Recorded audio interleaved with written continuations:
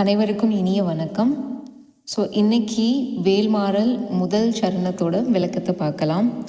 திருத்தணியில் உதித்தருளும் ஒருத்தன் மலை விருத்தன் என துலத்தில் உரை கருத்தன்மையில் நடத்து குகன் வேலே. இது ஜஸ்ட்டு சரணம் இல்லைங்க, இதுக்கு ஆழமான அர்த்தம் இருக்குது. திருத்தணியில் உதித்தருளும் ஒருத்தன். திருத்தணி என்பது ஒரு கோவில் மட்டுமல்ல, அது மன அமைதியின் சின்னம்.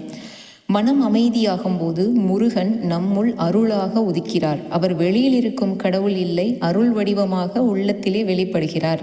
விருத்தன் எனது உள்ளத்தில் உரை. விருத்தன் என்றால் ஆதி காலம் முதல் இருக்கும் பரம்பொருள். அந்த பரம்பொருள் நம் இதயத்திலேயே குடிக்கொண்டிருக்கிறது. அதனால் கடவுளை வெளியே தேட வேண்டியதில்லை, உள்ளத்தில் உள்ள நோக்கினா முருகன் இருக்காரு. கருத்தன் மயில் நடத்து குகன் வேலே. மயிலை வாகனமாக கொண்டு வரும் குகன் முருகன். உள்ளத்தின் ஆழத்தில் வாழும் அவன். அவரது வேல் ஒரு ஆயுதம் மட்டும் இல்லை, அது ஞானத்துடைய அடையாளம். அது நம் மனதில் இருக்கும் அறியாமை, பயம், குழப்பம் போன்ற இருளை நீக்குகிறது.